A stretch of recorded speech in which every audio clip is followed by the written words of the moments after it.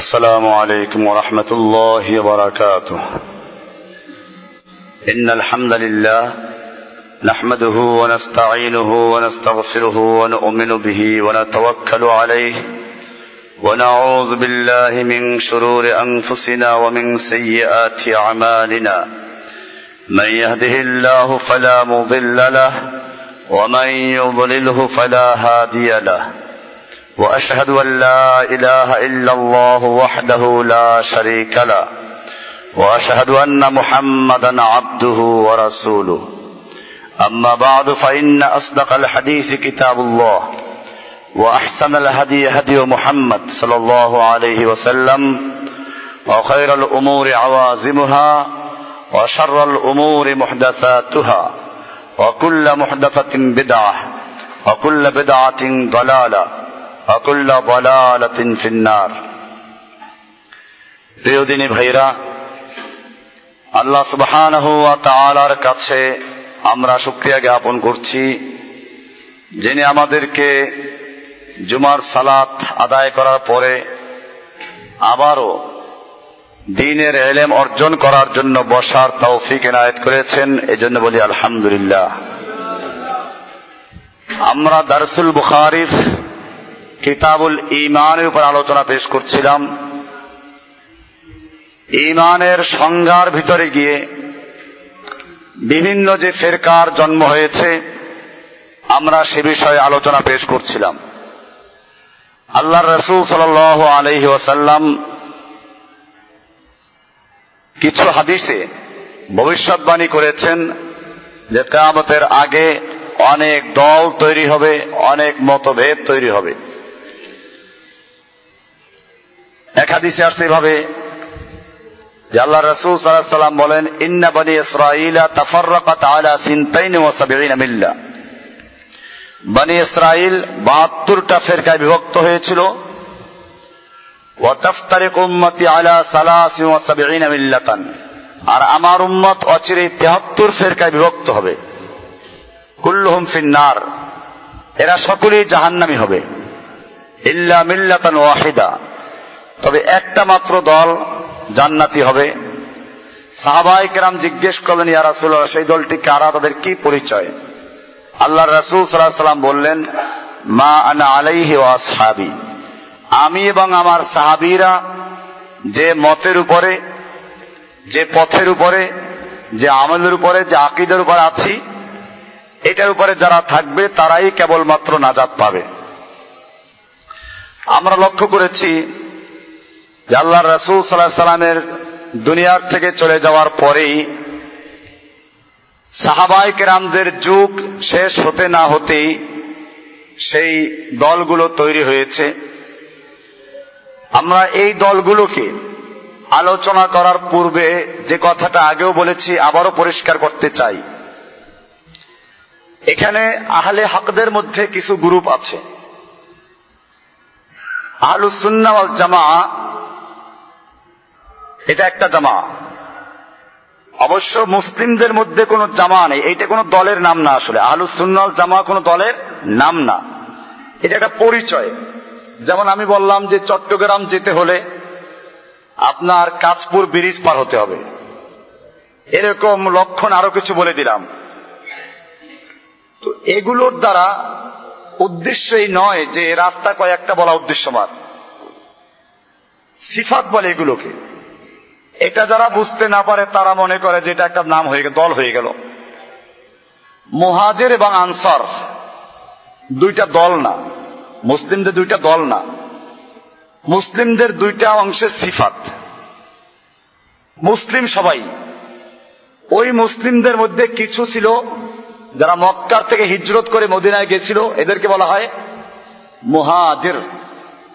আর যারা মদিনার লোকেরা এই মুহাজিরদেরকে আশ্রয় দিলেন তাদেরকে বলা হয় আনসার, মানে সাহায্যকারী।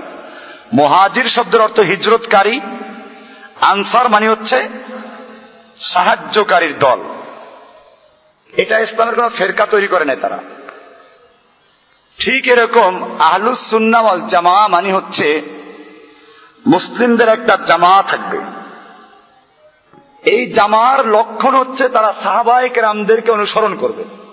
ওয়াল জামা আই জামাত সাহাবা, আহলুস সুন্নাহ মানে যারা সুন্নাহর অনুসরণ করবে, মানে আল্লাহর রাসূলের আদর্শের অনুসরণ করবে।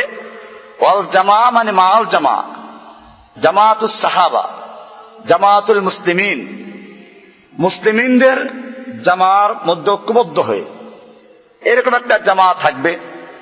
এটা সম্পর্কে আমরা হাদিসেও দেখতে পাই, আল্লাহ রাসূল সাল্লাল্লাহু আলাইহি ওয়াসাল্লাম বলেছেন যে মুসলিমদের একটা জামা ওয়াহিয়া আল জামা, আল জামা থাকবে।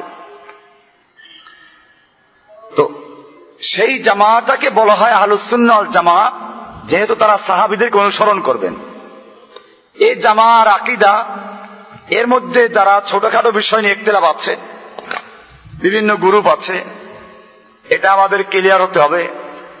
ফিকহি বিষয় নিয়ে, ফিকহার যে মাসলা মাসাইল নিয়ে যে ইখতিলাফ গুলো আছে, এগুলোকে আমরা আকীদার মধ্যে ঢুকাবো না।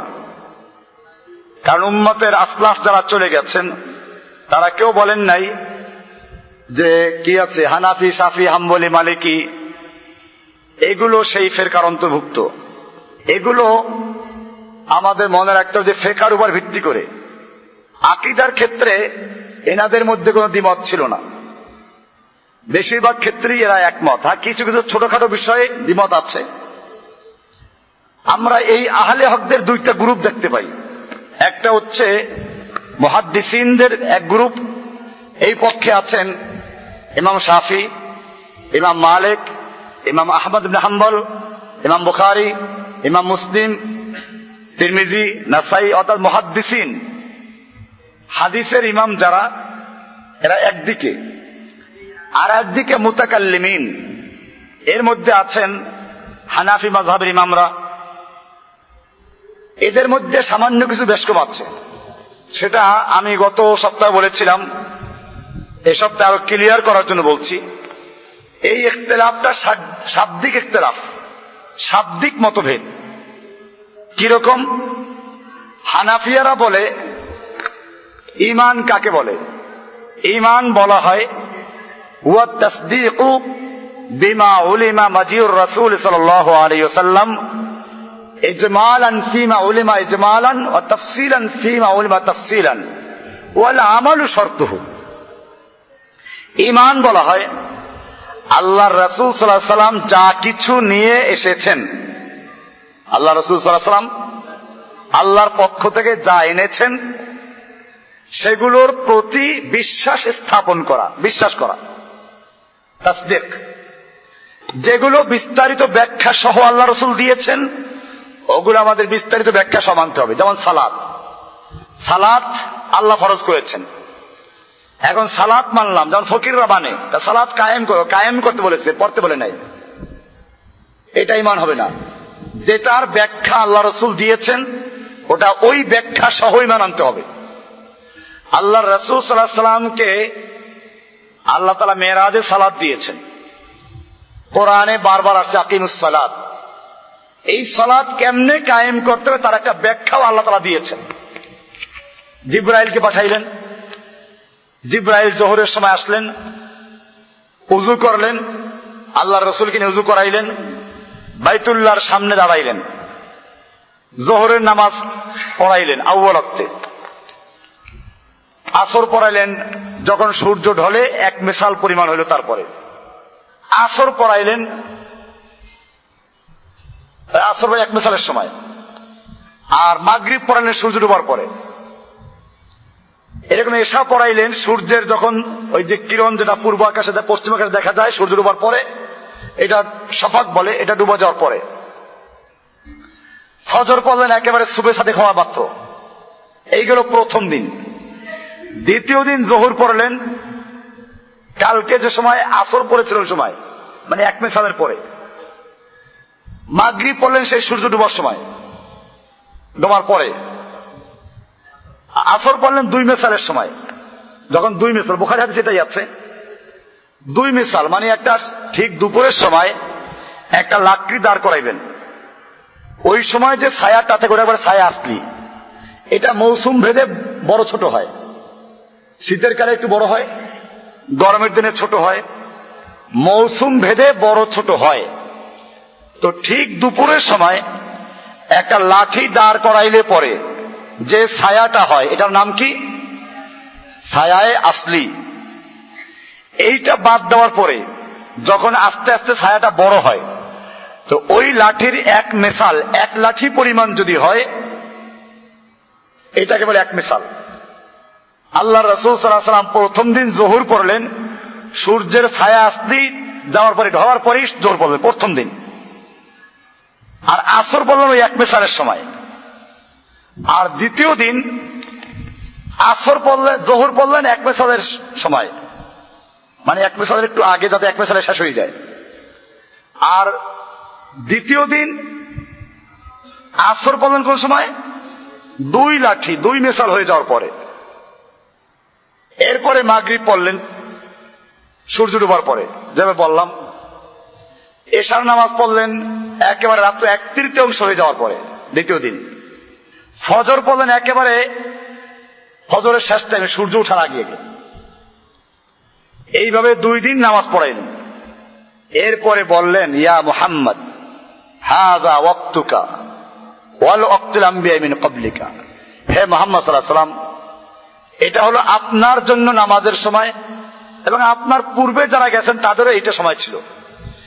এতে বোঝা যায় যে পূর্বের লোকদের উপরে সালাত ফরজ ছিল, তবে ধারাবাহিক 5 ওয়াক্ত সালাত ছিল না।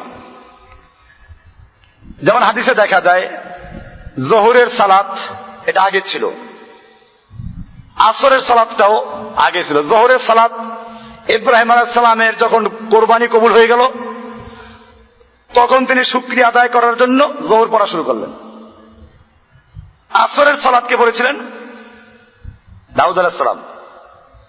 এরকম মাগরিবের সালাত আর এক নবী পড়েছিলেন।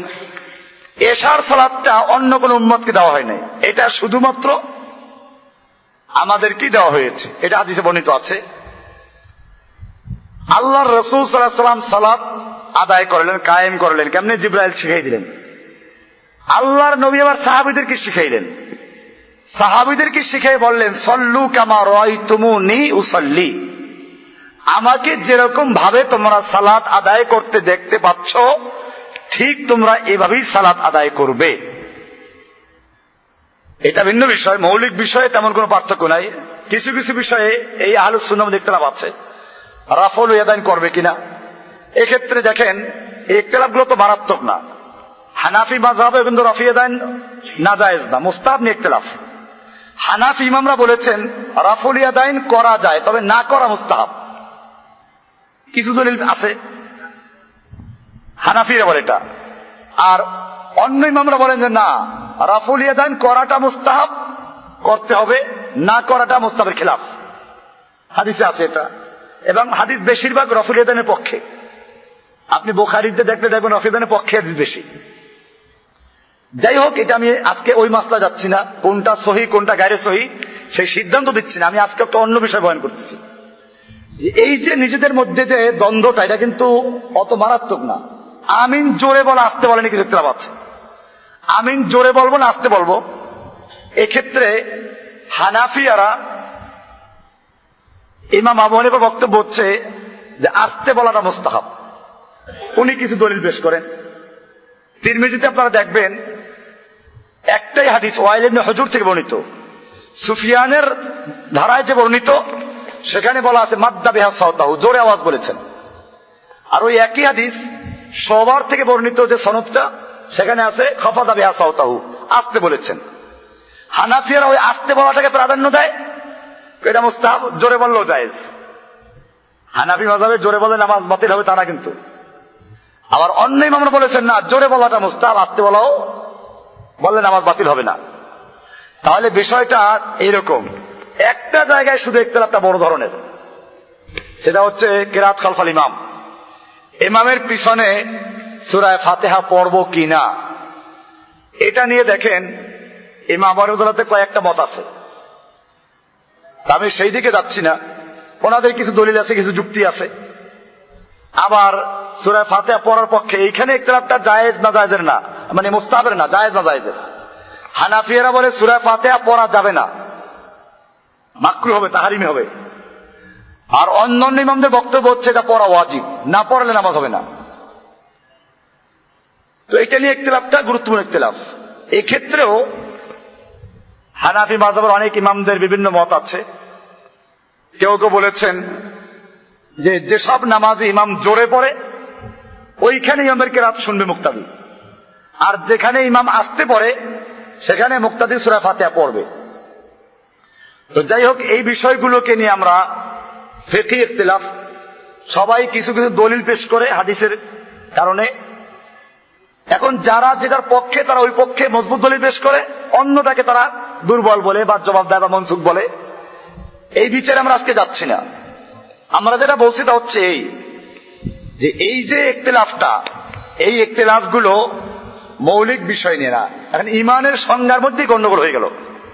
হানাফিয়ারা বললেন যে তাসদিক মানে আল্লাহর রাসূল সাল্লাল্লাহু আলাইহি ওয়াসাল্লাম যা নিয়ে এসেছেন সেগুলোর উপরে ঈমান রাখা, মানে বিশ্বাস করা। এখন যেগুলো ইজমালান, তাফসিল নাই, ব্যাখ্যা নাই, ওগুলো ইজমালান বিশ্বাস করতে হবে। আর যেগুলোর তাফসিল আছে ওগুলো ওই তাফসিল সহ বিশ্বাস করতে হবে। যেমন সালাতেরটা বললাম, আমি এই জন্য সালাতের দিকে গেলাম। সালাতের ব্যাখ্যা সহ ফরজ হয়েছে, কাজে ব্যাখ্যা সহই ঈমান আনতে হবে। কেউ সালাত আকিমুস সালাত বিশ্বাস করে কিন্তু এই পদ্ধতির সালাত বিশ্বাস করে না, সে ব্যক্তি মুসলিম না, সে ব্যক্তির ঈমান নাই। কাজে এটা পরিষ্কার। অনেক আহলে কিতাব আছে, আহলে কোরআন বলে, না নিজেদেরকে আহলে কোরআন বলে বা নিজেদেরকে বিভিন্ন রকম বলে, বা বাংলাদেশে ফেরকা আছে, এরা বলে আকিমুস সালাত আছে, কিন্তু সালাত এই পদ্ধতি পড়া বলা লাগবে না। এই পদের লোক এক আছে মারিফাতপন্থী ফকিররা, আর এক আছে এরা আবার পীর মুরিদির বিরুদ্ধে আমাদের মতোই, বরং আমাদের চারো করা। ওরা ডাইরেক্ট কাফের বলে, আমরা তো ডাইরেক্ট কাফের বলি না, আমরা ঘুরে ফিরে মুশরিক পর্যন্ত বলি, শিরিক বলে।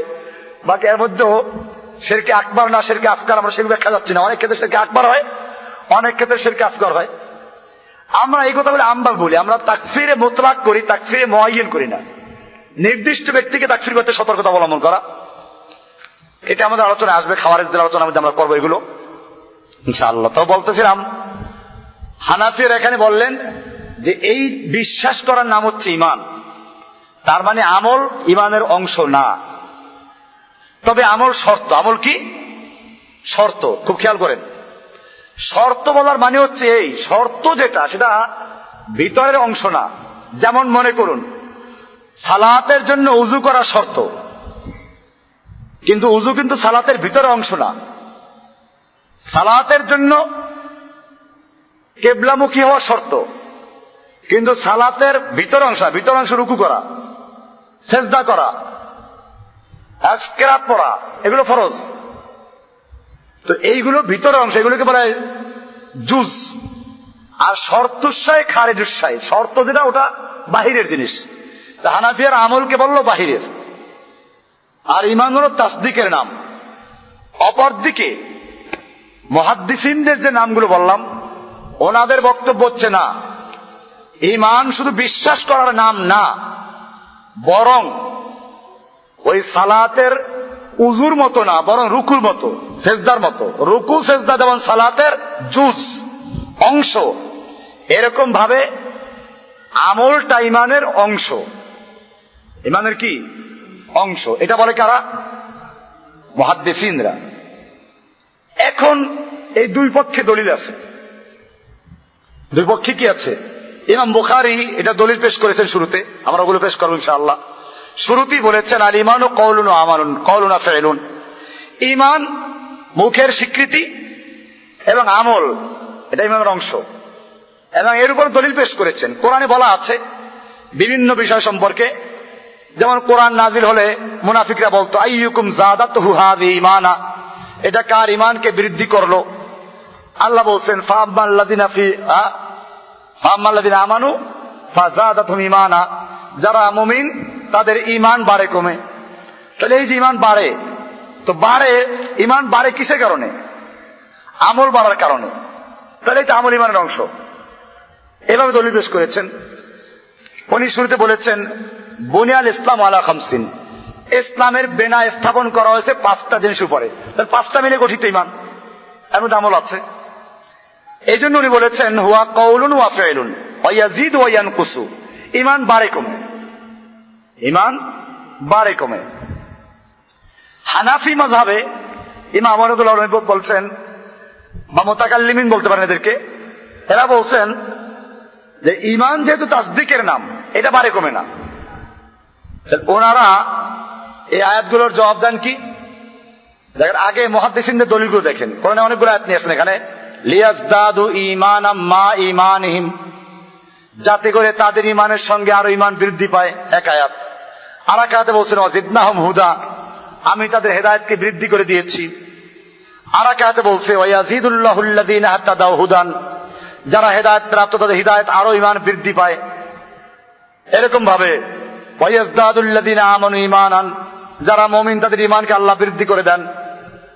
আর এক আয়াতে বলা হয়েছে ফাআম্মাল্লাযীনা আমানু ফাযাদাতহুম ঈমানা, যারা ঈমান তাদের ঈমান বৃদ্ধি পায়।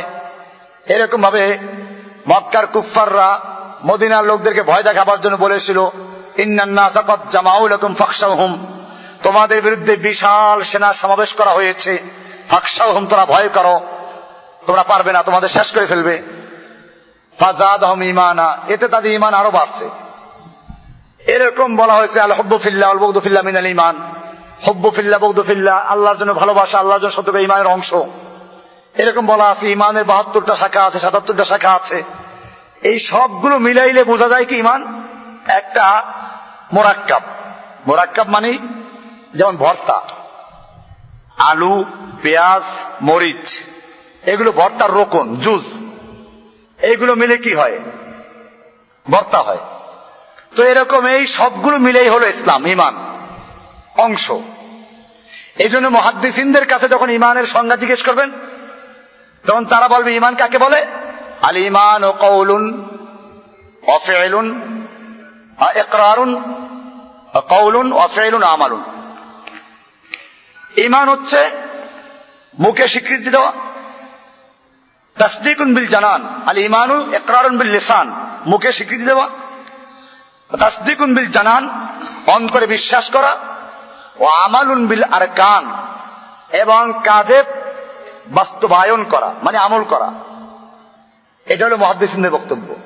কিন্তু এখানে আমি এই কথা স্পষ্ট করতে চাই, আগেও বলেছি, এই যে মুহাদ্দিসিনরা আমলটাকে ঈমানের অংশ বললেন,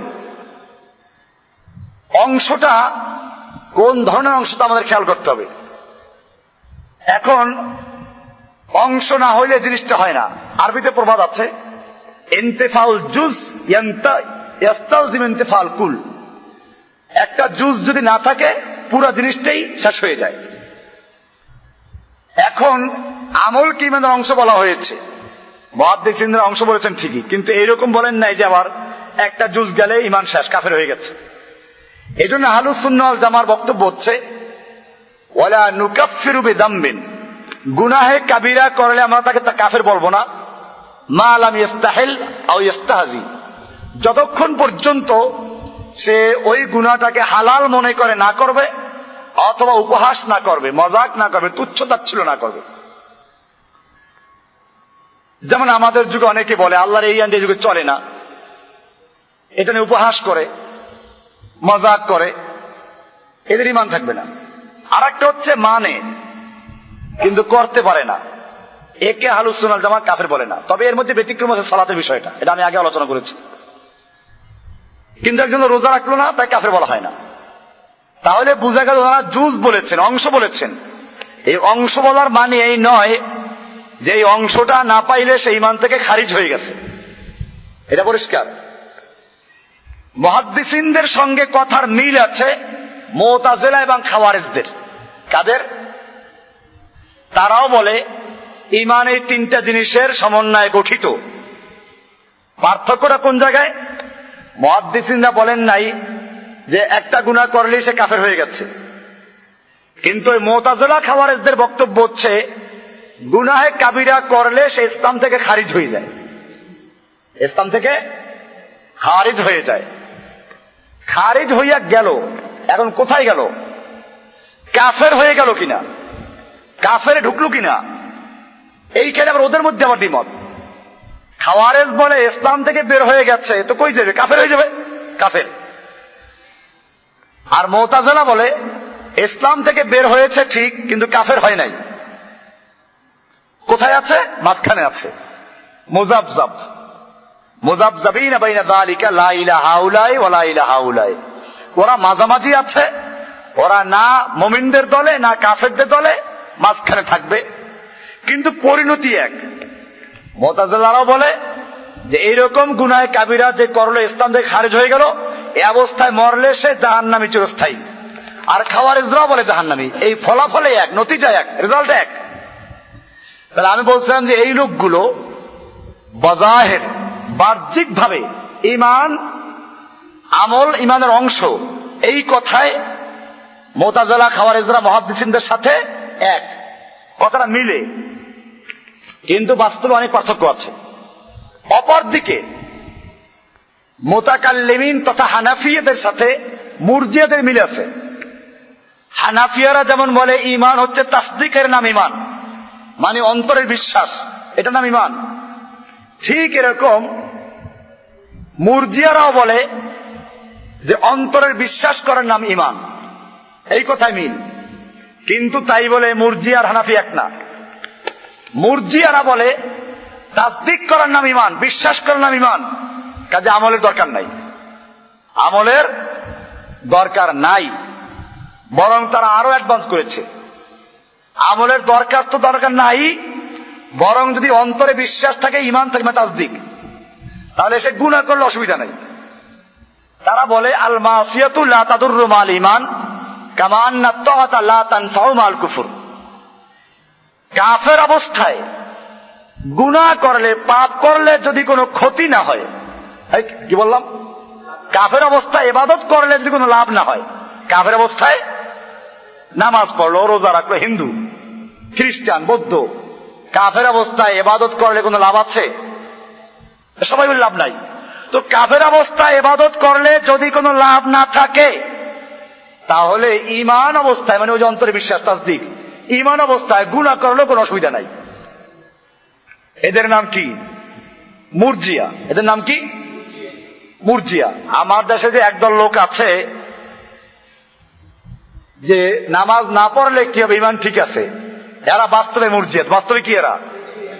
যদিও এরা জানে না যে তারা মুরজিয়া, ওরা জানে না যে কি, ওরা জানে না ওরা মুরজিয়া, কিন্তু আসলে ওরা কারা? মুরজিয়া। এটা মুরজিয়াদের বক্তব্য।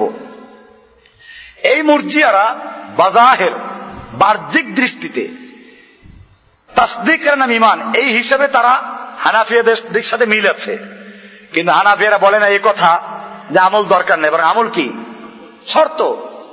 তো শর্ত না থাকলে তো মসরুদ শেষ হয়ে যায়। আর ওরা বলে আমল দরকার নাই।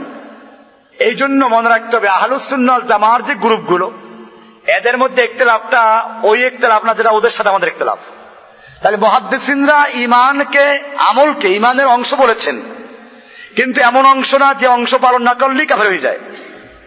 আর অপর দিকে হানাফিয়ারা অংশ বলেন নাই, তার মানে এই বলেন নাই যে আমল দরকারই নাই, আমল দরকার। তাহলে কাছাকাছি এসে গেল না? তাহলে এই ইখতিলাফটা অত মারাত্মক ইখতিলাফ না। আসলে ইখতিলাফ আমাদের কাদের সাথে? মুরজিয়াদের সাথে, জাহমিয়াদের সাথে, কাররামিয়াদের সাথে, খাওয়ারিজদের সাথে, মুতাজিলাদের সাথে, শিয়াদের সাথে। আমরা এই জন্য এক একটা ফেরকা নিয়ে আলোচনা করব। আলোচনা আজকে হলো খাওয়ারিজদের সম্পর্কে। খাওয়ারিজ একটা ফেরকা। এই খাওয়ারিজ খারেজি থেকে আসছে। খাওয়ারিজ এদের বিভিন্ন নাম আছে। এদের নাম আছে হারুরিয়া, এদের আর এক নাম আছে আল বুগাত, আর এক নাম আছে আল হাকামিয়া আল মুহাক্কিমা, আর একটা নাম আছে আল মারেকা, আর একটা নাম আছে আশুরাত, আর একটা নাম আছে নওয়াসিব, আবার নাসি। খারেজি সম্প্রদায়। এই সম্প্রদায়ের উৎপত্তি হয়েছিল মূলত হযরতে ওসমানের শেষ দিকে, বিশেষ করে আলীর খেলাফতের সময়। ওসমান রাদিয়াল্লাহু তাআলা আনহুকে যারা হত্যা করেছিল মূলত আব্দুল্লাহ বিন সাবার গ্রুপ। আব্দুল্লাহ বিন সাবা একটা ইহুদি। এই ইহুদি মদিনায় গেল, ওসমানের হাতে বায়াত দিয়ে ইসলাম গ্রহণ করলো। এরপরে সে নিজে বড় বুজুর্গ হলো। বুজুর্গ, এই বুজুর্গরাই সর্বনাশ করেছে যুগে যুগে। এমন বুজুর্গ হলো যে মদিনায় কয়েকদিনের মধ্যে তার নাম ছড়াই পড়লো, আল্লাহর ওলি একজন পাওয়া গেছে। লোকেরা এখন তার কথা শুনে, তার কথা মানে।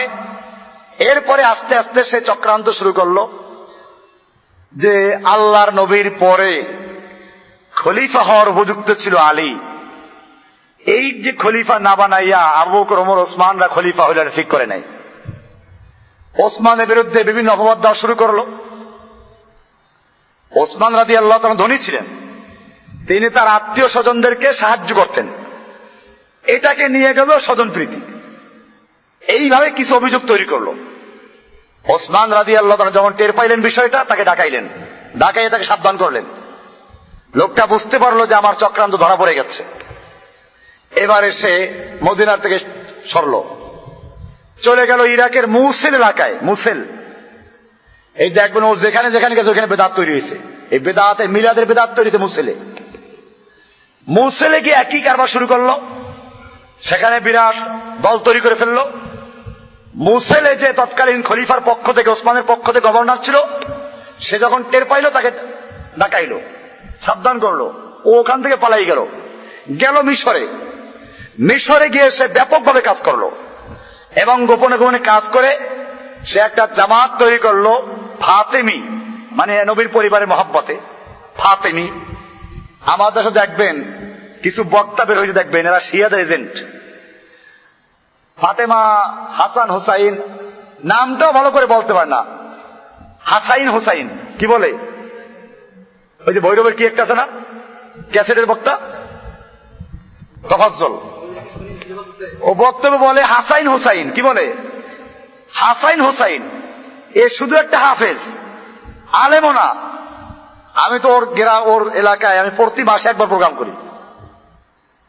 তো যাই হোক, এই লোকগুলো দেখবেন ওয়াজ করে কেবল সুর দিয়ে। কিসের? কেন আল্লাহর নবীর মেয়ে আর ছিল না? আল্লাহর নবীর মেয়ে কি শুধু ফাতেমাই, আর কোনো মেয়ে নাই? আল্লাহর নবীর জামাতা কি শুধুমাত্র আলী রাদিয়াল্লাহু তাআলা, আরো জামাতা ছিল? দুই মেয়ের জামাতা ওসমান। ওসমান নিয়ে ওয়াজ নাই, ওসমানের কোনো ফজিলত নাই। চিন্তা করেছেন আপনারা? এদেরকে কারা নামাইছে? শিয়ারা। শিয়াদের আকীদা, শিয়াদের মাসলাক প্রচার করে এই কাজটা করেছে।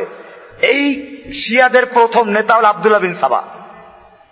এই লোকটা মিশরে গিয়ে ফাতেমি, এখনো কিন্তু ফাতেমি গ্রুপ আছে মিশরে, এখনো আছে। এই ফাতেমিরা আস্তে আস্তে ওসমানের বিরুদ্ধে, ওসমানের যে খলিফা ছিল, গভর্নর ছিল, খলিফা না, খলিফা একজনই মুসলমানদের, এটা আবার ভুল বলবে না যে পাওয়া গেছে খলিফা। ওসমান খলিফাতুল মুসলিমিন, মিশরে তার পক্ষ থেকে গভর্নর ছিল। এই গভর্নরের বিরুদ্ধে বিভিন্ন অভিযোগ দিয়ে ওসমানের কাছে পাঠাইলো। ওসমান রাদিয়াল্লাহু তাআলা বুঝতে পারছিলেন যে এটা একটা চক্রান্ত। তারপরেও তিনি মুসলিমদের ঐক্য বজায় রাখার জন্য ওইটাকে বরখাস্ত করলেন। এরপরে আস্তে আস্তে ওরা শক্তি অর্জন করলো। তারপরে এই লোকগুলো ওসমানের বিরুদ্ধে অভিযোগ দেওয়া শুরু করলো। এরপরে দলে দলে, টুলিতে টুলি, ছোট ছোট গ্রুপ গ্রুপ করে মদিনায় ঢুকে পড়লো। এক সময় তারা ওসমানকে ঘেরাও করে ফেলল। আলী রাদিয়াল্লাহু তখন টের পাইলেন, হাসান হোসাইন টের পাইলেন। ওসমানকে যখন ঘেরাও করা আছে, তখন বলছিলেন যে আপনি আমাদেরকে হুকুম দেন, আমরা ওদেরকে মেরে ফেলি। ওসমান রাদিয়াল্লাহু বলেন যে না, আমার কারণে আল্লাহর নবীর এই শহর রঞ্জিত হোক আমি চাই না। যারা শেষ পর্যন্ত ওসমান হত্যা হলো। ওই সময় যারা হত্যার সঙ্গে জড়িত, এরা আলীর নামে স্লোগান দেওয়া শুরু করলো, আলীর মোহাব্বত। আলীকে ওরা খলিফা হওয়ার জন্য চাপ দিল। মদিনার যারা মুসলিমিন ছিলেন, যারা, তারাও চিন্তা করলেন যে এই মুহূর্তে বাস্তবেও আলী ছাড়া আর কেউ নাই। ওনারাও মেনে নিলেন। এখন মুসলিমদের পক্ষ থেকে চাপ আসলো যে ওসমান হত্যাকারী যারা, তাদের কিসাস, তাদের বিচার হোক। আলী রাদিয়াল্লাহু দেখলেন যে এদের এই মুহূর্তে বিচার করতে গেলে বিষয়টা সামাল দেওয়া কঠিন হবে। ওনার দৃষ্টিভঙ্গি ছিল আগে রাষ্ট্র সামলাই, এরপরে এদের বিচার করব। কিন্তু এটা তো বাস্তব যে সাহাবীদের মধ্যেও কিছু লোক ছিলেন যারা একটু বেশি আবেগী। তারা বলেন যে না, এটা তুমি যদি না করো, কিসাসের বিচার করবে না, আল্লাহর আইন কায়েম করবে না, তুমি কিসে খলিফা? ওই সময় আয়েশা ছিলেন রাদিয়াল্লাহু তাআলা আনহা, উনি ছিলেন মক্কাতে উমরা করতে গেছিলেন। ওনার ওখানে খবর পৌঁছানো, উনি রওনা হয়ে মদিনায় আসতেছিলেন। এর মধ্যে পথে খবর পাইলেন যে ওসমানকে হত্যা করা হয়েছে। এরপরে আলী খলিফা হয়েছেন, কিন্তু উনি ওসমান হত্যার বিচার করতে গড়িমসি করেন। এই রিপোর্ট পাওয়ার পরে আয়েশা ওখান থেকে ব্যাক করে মক্কা চলে গেলেন। মক্কার লোকদেরকে ওসমান হত্যার বদলা নেওয়ার জন্য উদ্বুদ্ধ করলেন। এরপরে উনি ওখান থেকে চলে গেলেন ইরাকে। ইরাকে চলে যাওয়ার পরে সেখানে গিয়ে বিশাল লোক তৈরি করলেন। আলী যখন এই খবর পাইলেন, তখন আলী সরাসরি মদিনার থেকে সেনাবাহিনী নিয়ে উনি চলে আসলেন ইরাকে, এবং তখন দুই দলে যুদ্ধ শুরু হয়ে গেল। এই যুদ্ধটার নামে হচ্ছে জঙ্গে জামাল, উষ্টির যুদ্ধ। যুদ্ধ তখন চলল। হযরত আয়েশা তখন উটের উপরে চড়ে ওই যুদ্ধের ময়দানে অবতীর্ণ হয়েছিলেন মূলত যুদ্ধ থামাবার জন্য। কিন্তু আলীর পক্ষে যারা ছিল এরা তো বেশিরভাগ ছিল ওই যে ওসমান হত্যার সঙ্গে জড়িত, এবং ওই যে ইহুদি আব্দুল্লাহ বিন সাবার চক্রান্তের শিকার। এরা হয়তো আয়েশাকে কেন্দ্র করে তীর মারা শুরু করলো, এবং আয়েশা রাদিয়াল্লাহু তাআলা আনহাকে হেফাজত করার জন্য তখন তার সঙ্গে যে সাহাবীরা ছিলেন, মুসলিমরা ছিল, তারা মানববর্ম হয়ে গেল। অনেক সাহাবী শহীদ হয়ে গেল। শেষ পর্যন্ত আয়েশা একা হয়ে পড়লেন। আলী রাদিয়াল্লাহু তাআলা আনহু আয়েশাকে নিয়ে তারপরে আবার সসম্মানে মদিনায় পৌঁছে এলেন। এই ছিল সিফফিনের যুদ্ধের সূত্র। এটা তো এই সময় শেষ হয়ে গেল। এরপরে এইটাকে কেন্দ্র করে সামনে আরো বাড়লো। শুরু হলো আমিরে মুয়াবিয়ার সঙ্গে যুদ্ধ। আমিরে মুয়াবিয়া ছিলেন সিরিয়া শাম এলাকার গভর্নর ওসমানের পক্ষ থেকে। তো আলীকে বায়াত দেওয়ার পরিবর্তে উনি বললেন যেখানে এদের বিচার করতে হবে, এবং ওনার সঙ্গে কিন্তু সাহাবীদের একটা বড় অংশ ছিল। ওনাদের দাবি ছিল ওসমান হত্যার বিচার আগে হবে, তারপরে খলিফার অন্যান্য কাজ হবে। কিন্তু এটা আলী রাদিয়াল্লাহু তাআলা করলেন না, যে কারণে এদের মধ্যে আবার যুদ্ধ হলো। এই যুদ্ধটা ছিল জঙ্গে সিফফিন, সিফফিনের যুদ্ধ। এই যুদ্ধে আলীর পক্ষের লোকেরা বিজয়ের ধার প্রান্তে চলে গেছিল, আমিরে মুয়াবিয়ার লোকেরা পালাচ্ছিল। অল্প কিছু সংখ্যক লোক ছিল ময়দানে। এই সময় আলীর পক্ষের একজন চালাক লোক ছিল আমিরে মুয়াবিয়ার পক্ষে, এবং খুব ভালো সাহাবী। আমরা বয়ান করতে গিয়ে আবার দুইটা কথাই লিখিত হয়ে যায়।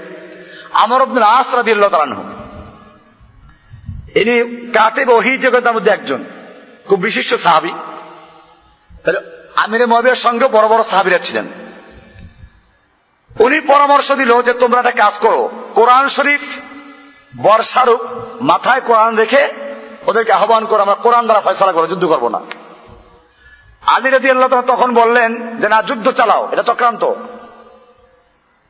কিন্তু ওই যে আলীর পক্ষে লোকগুলো ছিল, এদের মধ্যে কিছু লোক ছিল, তারা বললে আলী, ওরা আমাদেরকে আহ্বান করে কোরআনের দিকে, আর তুমি আমাদেরকে আহ্বান করো যুদ্ধ করার দিকে। তুমি ওদেরকে তোমার কমান্ডারকে বলো।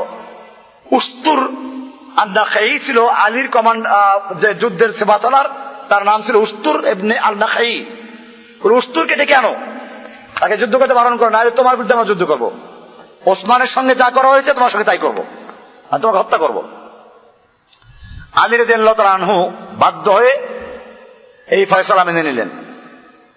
ওইখানে আলোচনা হলো, দুই পক্ষের দুইজন সালিস নিয়োগ করা হলো।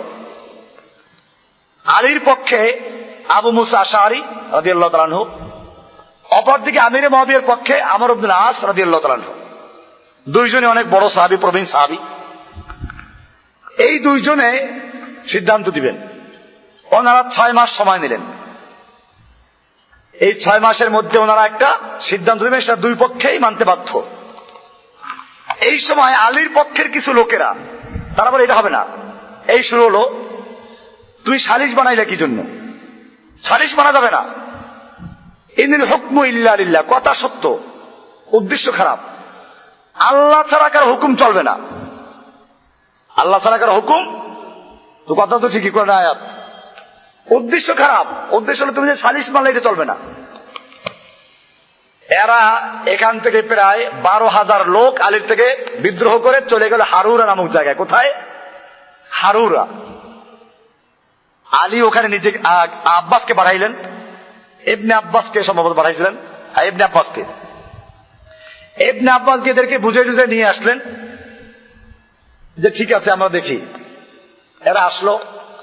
এরপরে যখন সালিশের সময়, রায়ের সময় আসলো, তখন ওনারা আসলে আলোচনা করছিলেন দুইজনে যে আবু মুসা আশারী, দুইজনই এখন খলিফার দাবিদার।